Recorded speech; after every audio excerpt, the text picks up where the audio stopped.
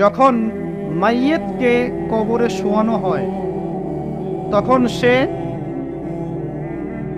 তাকে দাফন করে যাওয়া ব্যক্তিদের হাঁটার খসখস আওয়াজ শুনতে পায়। এরপরে তাকে যখন শুইয়ে দেওয়া হয়, সে যদি মুমিন ব্যক্তি হয় তাহলে তার মাথার দিকে তার সালাত এসে দাঁড়িয়ে যায়। দুনিয়াতে আপনি যে নামাজগুলো পড়েছেন, আমি যে নামাজগুলো পড়ছি, এগুলো মাথার দিকে দাঁড়িয়ে যায়। সালাত মানে কি? নামাজ। 5 ওয়াক্ত নামাজ আজকে থেকে ছাড়বেন? ওয়াদা করেন আজকে থেকে 5 ওয়াক্ত নামাজ ছাড়বো না ইনশাআল্লাহ। একটা হাদিস খালি বলি, মান তারাকা সালাতান মুতাআম্মিদান ফাকাদ কাফারা, মান তারাকা সালাতান মুতাআম্মিদান ফাকাদ কাফারা। আবার শুনেন, قال رسول الله صلى الله عليه وسلم من ترك صلاة متعمدا فقد كفر। আর মুয়াজ বিন জাবাল রাদিয়াল্লাহু আনহু কে নবী বলেছেন, মান তারাকা সালাতা মুতাআম্মিদান ফাকাদ বারিয়াত মিন জিম্মাতিল্লাহ। যে ব্যক্তি নিজের উপর ফরজ নামাজ ছেড়ে দিল, সে কুফরি করলো, সে কুফরি করলো, সে কুফরি করলো। মুয়াজ বিন জাবালকে নবী সাল্লাল্লাহু আলাইহি ওয়াসাল্লাম বলছেন, যে ব্যক্তি ফরজ নামাজ ইচ্ছা করে ছেড়ে দিল, সে ব্যক্তি আল্লাহর জিম্মা থেকে মুক্ত হয়ে গেল। নামাজ ছাড়বেন প্রিয় ভাই, 5 ওয়াক্ত নামাজ জামাতের সাথে ইনশাআল্লাহ। আল্লাহ আমাকে তৌফিক দেখ, আপনাদের সবাইকে তৌফিক দান করুন। জামাত যদি না পান একা পড়ে নেবেন, ঠিক আছে? যদি ঘুমিয়ে থাকেন ঘুম থেকে উঠে পড়বেন, ভুলে গেছেন যখন মনে হবে তখন পড়বেন। ওযু করার পানি নাই, কি করবেন? তায়াম্মুম করবেন। তায়াম্মুমেরও কিছু নাই, আপনার কোনো কাপড়ই নাই, সতর থাকার কোনো কাপড়ই নাই, কি করবেন? বসে বসে নামাজ পড়বেন ওই অবস্থাতেই। এটা কোনো মাফ নাই, মানে আপনার ওযু করার কোনো পানি নাই, তায়াম্মুমের কিছুই নাই, কাপড়ও নাই সতরে, তখনও নগ্ন হয়ে বসেই নামাজ পড়তে হবে, মাফ নাই। যখন শোয়ানো হবে মাথার দিকে কি থাকবে? সালাত। তাহলে আমরা যারা ফরজ সালাত এখন আদায় করছি না, আজকে তওবা করেন, বলেন আস্তাগফিরুল্লাহ আল্লাযী লা ইলাহা ইল্লা হুয়াল হাইয়ুল কাইয়্যুম ওয়া আতুবু ইলাইহি। হে আল্লাহ, আমরা তওবা করছি, সারা জীবনে যত নামাজ পড়ি নাই, এই সমস্ত নামাজ না পড়ার পাপ থেকে তোমার কাছে তওবা করছি। ঠিক আছে? এটা আস্তাগফিরুল্লাহর অর্থ নয়, আমি বাংলায় বললাম। আর যদি নামাজ কাজা করে আদায় করে দিতে পারেন আলহামদুলিল্লাহ, খুবই ভালো হয়।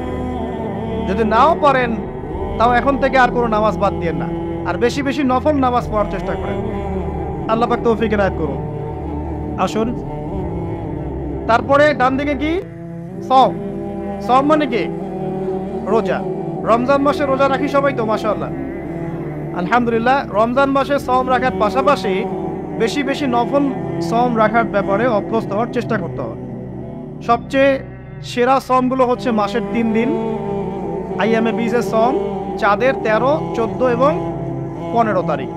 আর সপ্তাহে 2 দিন, সেটা হলো বৃহস্পতিবার এবং কি সোমবার। আল্লাহ পাক তৌফিক দান করুন, আমিন। এছাড়া আরাফার সওম আছে, আশুরার সওম আছে, ঠিক আছে? জিলহজ মাসের প্রথম 10 দিন রাখতে পারেন, ইত্যাদি। এবার বাম দিকে কি? যাকাত। যেটা বলছিলাম, যাকাতের সাথে আমরা খুব একটা পরিচিত নই, অথচ যাকাত একটা ফরজ ইবাদত। কেউ যদি নামাজ এবং যাকাতের মধ্যে পার্থক্য করে, সে ব্যক্তি কাফের হয়ে যাবে। কেউ যদি মনে করে নামাজ আমি মানি, যাকাত আমি মানি না, তাহলে কাফের হয়ে যাবে। নিসাব পরিমাণ সম্পদ হলে প্রত্যেক মুসলিমের উপর যাকাত ফরজ, ঠিক আছে? এবং এই যাকাতই হচ্ছে আপনার ইসলামিক অর্থনীতির মূল ভিত্তি। যাকাত হচ্ছে ইসলামিক অর্থনীতির কি? যে কথা বলছিলাম প্রিয় ভাইরা, দেখুন, যাকাত ইসলামিক অর্থনীতির মূল ভিত্তি। কিভাবে জানেন? ব্যবসা এবং যাকাত এটা কি করে? এটা একটা মার্কেটের মধ্যে সম্পদ ঘুরতে থাকে। আমি বুঝাচ্ছি আপনাকে। মনে করেন আপনি ব্যবসা করছেন এবং যাকাত দিচ্ছেন। যাকাত কারা দিবে? যারা যাকাতের নিসাব পরিমাণ সম্পত্তি রাখে, মানে কিছুটা ধনী তারা। তো তারা ব্যবসা করছে, মাশাআল্লাহ। ব্যবসা যখন করে, ব্যবসায় কি থাকে? লাভ থাকে, লস থাকে, লাভ থাকে, লস থাকে। লাভও হতে পারে আপনার, লসও হতে পারে। আর সুদে কি? শুধু লাভ, লস আছে, লস নাই। পার্থক্য বোঝেন। এখন ব্যবসা যখন আপনি করবেন, এই টাকা বা মূল যে ক্যাপিটাল যেটা বলে অর্থনীতির ভাষায়, এটা মার্কেটের মধ্যে সার্কুলেট করতে থাকবে। আজকে আপনি ধনী, লাভ করেছেন, কালকে লস করবেন, এই ধন আরেকজনের হাতে চলে যাবে। সে আবার ব্যবসা করছে, সে লাভ করলে সম্পদ তার হাতে থাকলো, লস করলে আরেকজনের হাতে। মানে এই মানিটা, ক্যাপিটাল যেটা, এটা মার্কেটের মধ্যে ঘুরতে থাকে। আজকে কেউ ধনী, কালকে কেউ ধনী, আজকে কেউ ফকির, কালকে কেউ ধনী, এভাবে। এখানে আল্লাহ পাক যাকে ইচ্ছা হয় ধন দেন, যাকে ইচ্ছা হয় দরিদ্র করেন, এটা আল্লাহ পাক নিয়ন্ত্রণ করেন। আবার এর মধ্যে যারা ধনী হবে তারা আবার জাকাত দিবে। কাকে জাকাত দিবে? যে গরিব তাকে। এই কারণে অর্থনৈতিক সাম্য থাকবে এবং টাকা, ক্যাপিটাল মার্কেটে সার্কুলেট করতে থাকবে। এটা হচ্ছে ইসলামিক ইকোনমিক্স। বুঝতে পারছি না মনে হয়। আর রিবাই কি হবে? রিবাই কোনো লসের চান্স নাই। মানে এখানে ধনী আরো ধনী হতে থাকবে, গরিব আরো গরিব হতে থাকবে, প্লাস জাকাতও দিবে না। তখন সমাজের একটা অংশ অনেক ধনী হবে, আরেকটা অংশ একদম মাটিতে পড়ে যাবে, কোনো ব্যালেন্স হবে না। এই কারণে বিশ্বের একটা অংশ, ওই বিশ্বের একটা বড় অংশ যারা সুদখোর, যেখান থেকে সুদ এসেছে, ওইটা আস্তে আস্তে ধনী হয়ে গেছে এবং বিশ্বের বহু কান্ট্রি আস্তে আস্তে দারিদ্র্য সীমার নিচে চলে আসছে। এটা শুধু ব্যক্তির ক্ষেত্রেই নয়, এটা সমাজের ক্ষেত্রেই নয়, পুরো বিশ্বটা হচ্ছে। তো এই হলো রিবা এবং ব্যবসা ভিত্তিক, জাকাত ভিত্তিক ইকোনমিক সিস্টেমের পার্থক্য, বেসিক ডিফারেন্স। রিবার মধ্যে আল্লাহ পাক তার হাত উঠিয়ে দেন, আল্লাহ পাক সেখানে আর ইন্টারফেয়ার করেন না। ঠিক আছে, সুদ খাচ্ছ, তুমি তোমার মতো চলো এখন। আর ব্যবসা ভিত্তিক ইকোনমিক্স চললে আল্লাহ পাক সেখানে কাউকে ধন দিবেন, কারো কাছ থেকে দিবেন। আপনার ধন নিয়ে আমাকে দিবেন, আমার ধন নিয়ে আপনাকে দিবেন। আর আমি যদি ধনী হই, আমি আবার জাকাত দিব, সেই জাকাতের টাকা আবার আপনার হাতে যাবে, কেউ না খেয়ে মরবেন। তো সামনে এই যে বলা হচ্ছে 2023 সাল, শুধু 23 সাল না, আমার অবজারভেশন 2026-27 পর্যন্ত একটা অর্থনৈতিক মন্দা চলতে পারে। বলবে কিছু কিছু লোক যে ভবিষ্যৎবাণী করতে যাওয়া, এটা ভবিষ্যৎবাণী নয়। আপনি বর্তমান সম্পর্কে খবর রাখেন না বলেই বর্তমানকে আপনার ভবিষ্যৎ মনে হচ্ছে। আমাদের অনারেবল মিনিস্টার যারা আছেন ওদেরকে জিজ্ঞাসা করেন, তাদেরকে জিজ্ঞাসা করেন, তারাও বলছেন যে 2023 সাল থেকে 26 সাল খাদ্য মন্দার মতো যাবে। দেখেন নাই? তারাও এই কথা বলছেন কারণ তারা বুঝতে পারছেন ওয়ার্ল্ডের অবস্থা ভালো না। এখানে একটা সলিউশন বলছে, ইচ্ছা হলে আপনি গ্রহণ করতে পারেন, ইচ্ছা হলে নাও করতে পারেন। আমার তো চাপিয়ে দেওয়ার কোনো ক্ষমতা নাই। ফাযাক্কির ইন্নামা আনতা মুযাক্কির, আপনি শুধু উপদেশদাতা। লাস্তা আলাইহিম বিমুসাইতির, আপনি কারো প্রতি দারোগা নন। কি উপদেশ? এই যে জাকাত, যেটা জাকাত, আমাদের জাকাত যেটা আছে, এটাকে একটু বড় পরিসরে কালেক্ট করার চেষ্টা করতে হবে। করে যদি আমরা সুষ্ঠু বন্টন করতে পারি গরিবদের মাঝখানে, ইনশাআল্লাহ কেউ খাদ্য অভাবে মারা যাবে না ইনশাআল্লাহ। আল্লাহ পাক আমাদেরকে বোঝার তৌফিক দান। এর পাশাপাশি তারা যেটা বলেছেন, ইকোনমিক সেকশনের লিডার যারা আছে তারা যেটা বলছেন এটা ঠিক বলছেন। তারা বলছেন কৃষিভিত্তিক অর্থনীতির কথা বলছেন, এটার সাথে আমি 100% একমত। আর আল্লাহ পাকের কোরআন, এই কোরআনের মধ্যে বেশিরভাগ যে অর্থনীতির কথা এসেছে তা হচ্ছে কৃষিভিত্তিক অর্থনীতি। এটা কি জানেন? হয়তো জানেন না। কোরআনে যত ইকোনমিক সিস্টেমের কথা আসছে তার মধ্যে সবচেয়ে বেশি এসেছে কৃষিভিত্তিক অর্থনীতির কথা, তারপর ব্যবসা এবং জাকাত। অতএব তারা ঠিকই বলেছেন, দেশের যারা ইকোনমিক সেকশনে গবেষণা করছেন তারা ঠিক কথাই বলেছেন যে কৃষিভিত্তিক অর্থনীতি হচ্ছে আমাদের অর্থনৈতিক মন্দা দূর করার অন্যতম উপায়। ঠিক বলেছেন, আমি একমত। তো জাকাত, যেটা কথা বলছিলাম, বাম দিকে জাকাত আসবে, তো জাকাত আমরা দিব তো ইনশাল্লাহ ভাই। যাদের, শোনেন, বাংলাদেশে এমন অনেক শিল্পপতি আছে যাদের একজনের জাকাতের টাকা দিয়ে একটা গ্রাম চলতে পারে। আর জাকাতের টাকা কিন্তু শুধু এক বছরে আসবে না, প্রতি বছরেই ঘুরে ঘুরে আসবে।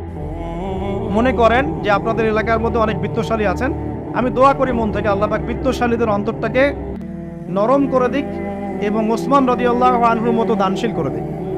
আমরা দোয়া করি, আমরা কারো খারাপ চাবো, সবার জন্য হেদায়েতের দোয়া করব। টাকা থাকতে তো সমস্যা নাই, কিন্তু টাকা থেকে যদি ওসমান রাদিয়াল্লাহু আনহু হতে না পারলাম তাহলে সমস্যা। টাকা থাকতে কোনো সমস্যা নাই, ধন আপনাকে আল্লাহ দিতেই পারে। এই ধনটাকে ওসমান গনি রাদিয়াল্লাহু আনহুর মতো আল্লাহর পথে বিতরণ করে দেন, ইনশাআল্লাহ আল্লাহ পাক আপনাকে জান্নাতুল ফেরদৌস দান করবে। তো অনুরোধ থাকবে, দেখেন, আপনারা যদি একটা এলাকার জাকাত কালেক্ট করতে পারেন, মনে করেন কথার কথা এখানে কিছু মেয়ে আছে যারা খারাপ পথে পা বাড়িয়েছে, আমার কথা বুঝতে পারছেন? আচ্ছা, এরকম পল্লী অনেক জায়গায় আছে না? এক বছরের জাকাতের টাকা দিয়ে সমস্ত যৌনপল্লীর মেয়েদেরকে কাজ দেওয়া সম্ভব, কর্মে আনা সম্ভব। ওদেরকে কাজের ব্যবস্থা করে দেন, ওরা কখনোই এই সেক্স ওয়ার্কারের কাজ করবে না ইনশাআল্লাহ। কোনো মেয়েই এই কাজ করতে চায় না, আমার মত। কোনো মেয়েই চায় না যে ইজ্জত বিক্রি করে খাবো, কোনো মেয়ে চাবে? কখনো চাবে না। ওকে আপনি ভালো কাজের ব্যবস্থা করে দেন, এই জাকাতের টাকা দিয়ে দেখবেন ইনশাআল্লাহ সে খারাপ পথ ছেড়ে দিয়েছে। অনেক দেখবেন দরিদ্র মানুষ আছে যে পড়াশোনা করার কোনো সুযোগ নেই, টাকা পয়সা নেই, পড়াশোনা করতে চায় কিন্তু টাকা পয়সা নাই, দিনের জ্ঞান অর্জন করতে চায়, দেশকে কিছু দিতে চায়, টাকা নাই, তাকে আমরা হেল্প করতে পারি না? পারি। অনেক মানুষ আছে মাদক দ্রব্য বিক্রি করছে, তাকে বুঝান, দিনের হেদায়েত দেন যে ভাই আমি তোমাকে আরো ভালো চাকরি দিব, ভালো ব্যবসা দিব, তুমি ছাড়বা কিনা? বলুন আমি ছেড়ে দেবো, চল। বুঝালে ছেড়ে দেবেন, চল। এই যে মেগা প্রজেক্ট যেটা কথা বলি আমরা, আত্ম উন্নয়নমূলক বলেন, যুব উন্নয়নমূলক বলেন, বা কান্ট্রি ডেভেলপমেন্টের কথা বলেন, এখানে জাকাত একটা বড় শক্তি হতে পারে। তবে এটাকে সুষ্ঠুভাবে কালেক্ট করতে হবে এবং জাকাতের যে 8টা খাত আছে এই খাতগুলোতে সুষ্ঠুভাবে বন্টন করতে হবে। অমুসলিমদেরকেও জাকাত দেওয়া যায়, জানেন? অমুসলিম যদি কেউ থাকে, দরিদ্র, তাকেও জাকাত দিয়ে সহযোগিতা করা যায়। আমরা সহযোগিতা করি না বলেই তো ওই যে পশ্চিম থেকে লোকজন এসে সহযোগিতা করে খ্রিস্টান বানাচ্ছে এখন সবাইকে। আরো বাড়বে দিন দিন, দেখেন। আমরা তো সহযোগিতা করছি না। আপনার পাশে আপনার প্রতিবেশী না খেয়ে মারা যাচ্ছে, আপনি যাচ্ছেন না।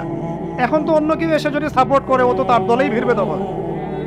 স্বাভাবিক, এটাই হচ্ছে এখন। আল্লাহ বোঝার তৌফিক দান করুক আমাদের। বাম দিকে মাইয়াতের থাকবে কি ভাই? যাকাত। তারপরে পায়ের দিকে চলে আসবে তার আত্মীয়তার সম্পর্ক রক্ষার ইবাদত, তার এই যে অন্যান্য দান সদকা, তার নফল আমল, তার তাসবিহ তাহলিল, তার কোরআন তেলাওয়াত ইত্যাদি পায়ের দিকে চলে আসবে। এখানে একটা হাদিস এসেছে, সূরাতুল মুলক যে ব্যক্তি রাতের বেলা তেলাওয়াত করবে, কোন সূরা ভাই? তাবারাকাল্লাযী বিয়াদিহিল মুলক ওয়া হুয়া আলা কুল্লি শাইইন কাদির। এই সূরা যে ব্যক্তি রাতের বেলা করে তেলাওয়াত করবে, ইনশাআল্লাহ সূরা মুলক কবরে তার সাথে থাকবে এবং কবর আযাব থেকে সূরা মুলক তাকে বাঁচাবে ইনশাআল্লাহ। আমি বুঝাচ্ছি যে কি অবস্থাটা হবে। এবার দুজন ফেরেশতা মাথার দিক থেকে আসবেন, আসতে চাইবেন, সালাত বলবে এখান দিয়ে আসা যাবে না, এদিক দিয়ে আসা যাবে না। ডান দিক দিয়ে আসতে চাইবেন, এদিক দিয়ে আসা যাবে না। বাম দিক দিয়ে আসতে চাইবেন, যাকাত বলবে এদিক দিয়ে আসা যাবে না। পায়ের দিক দিয়ে আসতে চাইবেন, আমলগুলো বলবে এদিক দিয়ে আসা যাবে না। তখন যাই হোক, তারা আসবেন। এটা তাদের, এটা কথা কি? এটা কথাটা হচ্ছে যে সালাতের গুরুত্ব, মানে সে সালাত আদায় করেছে, সে আমার হক আদায় করেছে, আমি তার পক্ষে আছি, এটা পক্ষে বোঝাচ্ছে। রোজা বলবে আমি ওর পক্ষে আছি, তাকে আপনি কোনো শাস্তি দিবেন না, আমি তার পক্ষে আছি। আপনারা দুজন তাকে শাস্তি দিবেন না, আমি যাকাত তার পক্ষে আছি, এটা পক্ষে থাকার কথা। তারপরেও তারা আসবেন, চোখগুলো হবে নীল এবং কালো বর্ণ, নীলাভ চোখের, কালো। মুনকার নাকি উঠে বসিয়ে দেওয়া হবে। এবার 3টা প্রশ্ন। প্রথমে প্রশ্ন হচ্ছে কি, মান রব্বুক, তোমার রবকে? তখন মুমিন বান্দা বুক ফুলিয়ে বলবে রব্বি আল্লাহ, আমার রবকে আল্লাহ। পৃথিবীতে যে ব্যক্তি আল্লাহর সাথে শিরিক করে নাই, আল্লাহ তাওহীদের উপর থেকেছে এবং তার উপরে মৃত্যুবরণ করেছে, ইনশাআল্লাহ সে ব্যক্তি এর উত্তর নির্দ্বিধায় দিতে পারবে ইনশাআল্লাহ। আর দুনিয়াতে যে বা যারাই আল্লাহর সাথে শিরিক করবে, আল্লাহর সাথে শিরকের পাবে লিপ্ত হবে, ওই অবস্থায় মারা যাবে, তাওহীদের উপর থাকবে না, কোশ্চিন কালেও মান রব্বুক উত্তর দিতে পারবে পারবে না। তারপরে প্রশ্ন হয়ে যাবে মা দীনুক, তোমার দিন কি ছিল? মুমিন বান্দা উত্তর দিবে কি, দিন ইয়াল ইসলাম, আমার দিন ছিল ইয়াল ইসলাম। এখানে শুনে রাখেন, পৃথিবীতে যারা ইসলামকে পরিপূর্ণরূপে পালন করবে তারাই এই উত্তর দিতে পারবে ইনশাআল্লাহ। যারা ইসলামকে ঠাট্টা বিদ্রুপের হাসি তামাশার পাত্র বানিয়েছে, মন চাইলে কিছু করি, মন চাইলে কিছু করি না, সহজগুলো একটু আমল করি, বাকি কিছুর আমল ধারি না, হ্যাঁ নামাজ পড়ি, সুদ ছাড়তে পারি না, ঠিক আছে, বছর বছর ওমরা করি, এদিকে ঘুষ দুর্নীতি ছাড়তে পারি না, ইসলামকে ঠাট্টা তামাশার পাত্র বানিয়েছে, এরা কোশ্চিন কালে উত্তর দিতে পারবে না মা দীনুক, দিনে পরিপূর্ণরূপে ইসলামে প্রবেশ করতে বলেছেন আল্লাহ রাব্বুল আলামিন। যারা পরিপূর্ণরূপে ইসলামে প্রবেশ করবে এবং ইসলামের প্রতিটা মৌলিক বিধান মেনে চলবে, ইনশাআল্লাহ তারা এর উত্তর দিতে পারবে। এরপরে আসবে 3য় প্রশ্ন। নবী সাল্লাল্লাহু আলাইহি ওয়াসাল্লামকে দেখানো হবে, যখন দেখানো হবে তখন সূর্য যখন ডুবে যায়, যে দৃশ্যটা আমরা দেখতে পারি না, ওই দৃশ্যটা ভেসে উঠবে এবং মুমিন বান্দা অস্থির হয়ে যাবে, বলবে আমাকে ছেড়ে দাও, আমি নামাজ পড়বো। সুবহানাল্লাহ।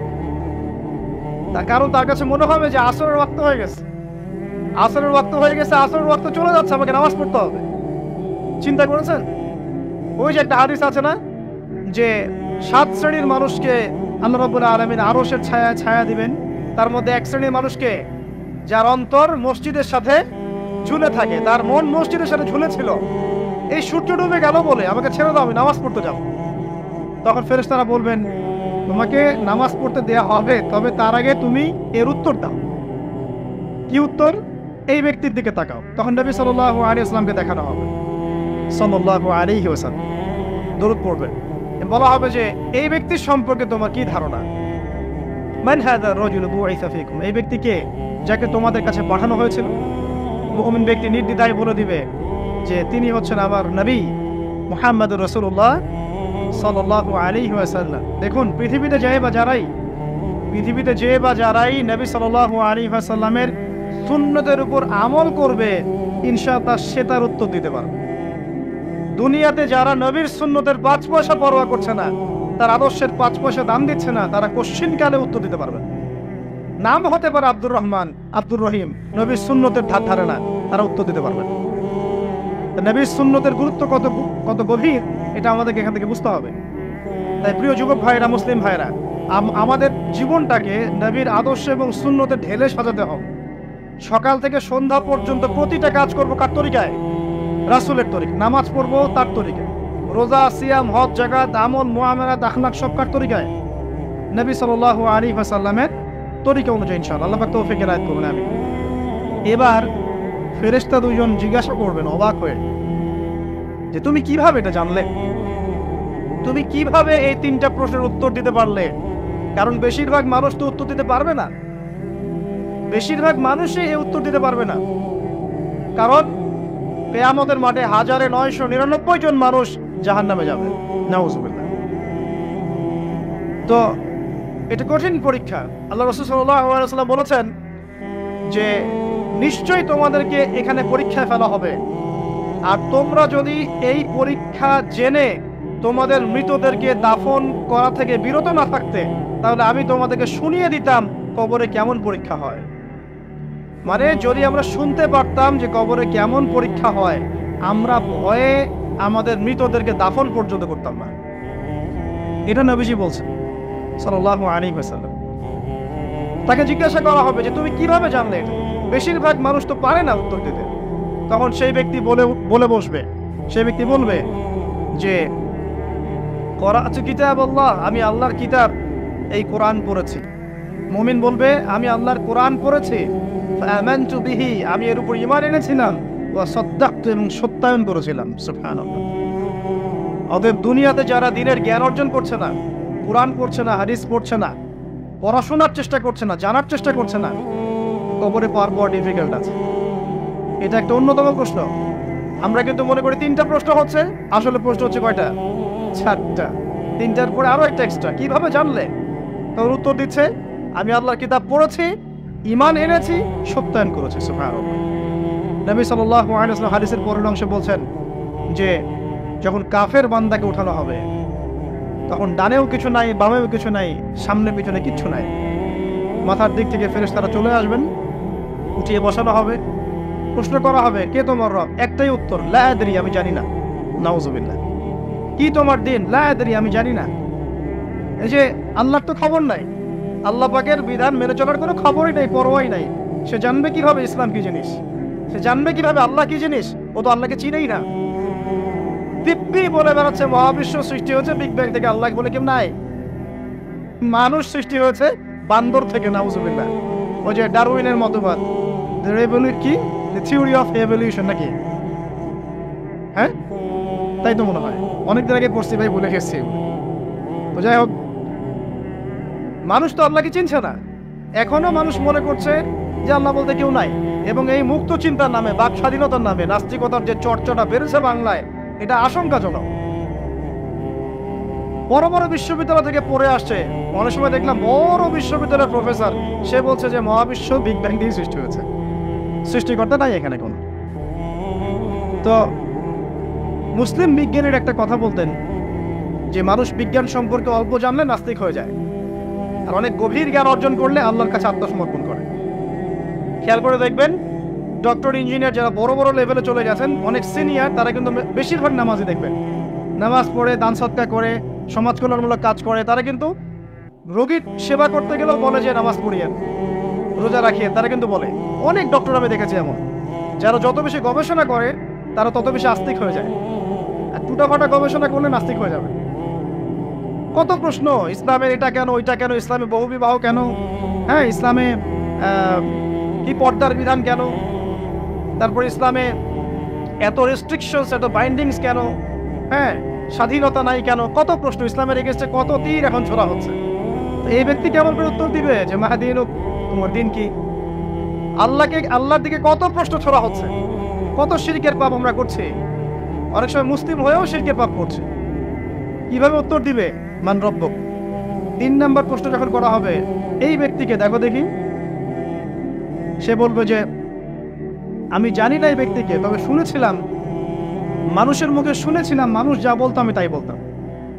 মানে সে রাসূল সাল্লাল্লাহু আলাইহি ওয়াসাল্লামের নাম শুনেছিল হয়তোবা, কিন্তু তার সুন্নত বা আদর্শ কখনো মেনে চলে নাই, পারলো না। এবার জান্নাতি ব্যক্তি হলে কি হতো? ওই যে সূর্য ডুবছিল যেখানে, তার দৃষ্টির সীমা পর্যন্ত কবরকে প্রশস্ত করে দেয়া হতো, এবং জান্নাতের একটা দরজা তার কবরে খুলে দেওয়া হতো। এটা কিভাবে করা হবে সেটা আল্লাহ পাক জানেন, এটার ব্যাখ্যা করার জ্ঞান আল্লাহ আমাদেরকে দেন নাই। যেই মানুষের ক্ষুদ্র জ্ঞানে মানুষ ব্যাকটেরিয়া ভাইরাস নিয়ে গবেষণা করতে হিমশিম খেয়ে যায়, সে মহাবিশ্বের স্রষ্টা নিয়ে কিভাবে গবেষণা করবে? আল্লাহ পাকের অসীম জ্ঞানের সামনে আমার জ্ঞান কি? খুবই ক্ষুদ্র। একটা হাদিসে এসেছে বুখারী শরীফের মধ্যে, যে একটা মহাসমুদ্রের মধ্যে যদি একটা পাখি 1 ফোঁটা পানি উঠিয়ে নিয়ে যায়, ওই 1 ফোঁটা পানি হচ্ছে মহাবিশ্বের জ্ঞান, আর বাকি পুরো মহাসাগর হচ্ছে আল্লাহ পাকের জ্ঞান।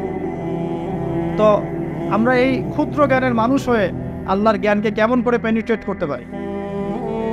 তো আল্লাহ পাক জান্নাতের দরজাগুলো খুলে দিবেন, একটা দরজা খুলে দিবেন, সেখান থেকে বাতাস আসবে, জান্নাতের নাজ নেয়ামত উপভোগ করতে থাকবে, এবং তার রূহটাকে সবুজ রঙের পাখির আকৃতিতে জান্নাতে রেখে দেওয়া হবে। ইল্লিন মানে ওখানে জান্নাতের নিয়ামত সে পাবে। এটাকে বলা হয় দারুল বারজাখ, বারজাখের জীবন। জীবন অনেকগুলো, একটা ছিল রুহের জগৎ, রুহের জগতে আমরা সবাই ছিলাম। শোনেন, রুহের জগতে যার সাথে যার বন্ধুত্ব ভালোবাসা গভীর ছিল, দুনিয়াতে তার সাথে তার ভালোবাসা বেশি। এটা হয়তো জানেন না, জানতেন হাদিসটা? রুহের জগতে যদি কখনো আপনার সাথে আমার দেখা হয়ে থাকে, দুনিয়াতে আপনার সাথে আমার দেখা হবে ইনশাআল্লাহ। রুহের জগতে যদি আপনার আমার মধ্যে ঘনিষ্ঠ ভালোবাসা থেকে থাকে, এখানেও ভালোবাসা হয়ে যাবে ইনশাআল্লাহ। এটা বলে আমি আবার তোমাদের বয়ফ্রেন্ড গার্লফ্রেন্ড ভালোবাসা বুঝাই নাই, ওই ভালোবাসার কথা বলি নাই। আবার রুহের জগতে বিদ্বেষ, এখানেও দেখবেন বিদ্বেষ। ওটা একটা জগৎ ছিল যেখানে আল্লাহ পাক সমস্ত আদম সন্তানকে সৃষ্টি করে তাদের রূহটাকে রেখেছিলেন, এবং ওয়াদা নিয়েছেন। কি ওয়াদা? আল্লাহ পাক বলেছিলেন আলাস্তু বিরাব্বিকুম, সূরা আরাফের 182 নম্বর আয়াত পড়ে দেখবেন, 182 নম্বর আয়াত। আল্লাহ পাক বলেছিলেন যে আমি ওয়াদা নিয়েছিলাম, আলাস্তু বিরাব্বিকুম, আমি কি তোমাদের রব নই? আমরা সবাই বলেছিলাম বেলা ইয়া রব্বি, অবশ্যই আপনি আমাদের রব। দুনিয়াতে এসে আমরা ভুলে গেছি। এই ভুলে যাওয়াটা মনে করায় দেওয়ার জন্যই আল্লাহ পাক আসমানে কিতাব নাজিল করে, নবী রাসূল পাঠান, আমাদের কান পর্যন্ত ইসলামের দাওয়াত পৌঁছে দেন, যাতে আমরা মনে করতে পারি। এবার আসেন রুহের জগতের পর আসলাম এই যে দুনিয়ার জগৎ, দারুদ দুনিয়া। দুনিয়ার মধ্যে আছি হয়তো 50, 60, 70, 100 বছর হাইয়েস্ট। এরপর যাবে দারুল বারজাখ, বারজাখের জগৎ। পাপী ব্যক্তি হলে জাহান্নামের দরজা খুলে দেওয়া হবে, আর জাহান্নামের সে আযাব ভোগ করতে থাকবে, এবং পুণ্যবান ব্যক্তি হলে জান্নাতের দরজা খুলে দেওয়া হবে, এবং এর নাজ নেয়ামত সে ভোগ করতে থাকবে। তখন তাকে বলা হবে এটা জান্নাতের সেই জায়গা যেখানে তুমি থাকবে। এটা দেখার সাথে সাথে, শোনার সাথে সাথে তার যে খুশি উৎফুল্লতা আরো অনেক বেড়ে যাবে, এবং সে কি করবে জানেন? সে পৃথিবীতে ফিরে আসতে চাইবে। সে বলবে আমাকে আমার পরিবার বর্গকে জানাতে দেন, আমাকে আমার পরিবার বর্গকে জানাতে দেন যে আমি ভালো আছি। তখন ফেরেশতারা তাকে বলবেন যে এটা সম্ভব না, তোমার এবং তাদের মাঝে দারুল বারজাখ আছে, তুমি এটা ভেদ করে যেতে পারবে না। তখন তার আত্মাটাকে ইল্লিনে দেওয়া হবে, একটা সবুজ পাখির আকৃতিতে জান্নাতে ঘুরে বেড়াবে ইনশাআল্লাহ। আর যদি জাহান্নামী হয়, তাহলে যে বললাম দরজা খুলে যাবে, জাহান্নামের মর্মান্তিক আযাব তার দিকে আসতে থাকবে, কবর সংকুচিত হয়ে আসবে এমন ভাবে যাতে তার বাম পাজর ডান পাজরের ভিতরে এভাবে ঢুকে যাবে। নাউজুবিল্লাহ। এই আযাব চলতে থাকবে ইলা ইয়াউমি ইউবআসুন, পুনরুত্থানের দিন পর্যন্ত।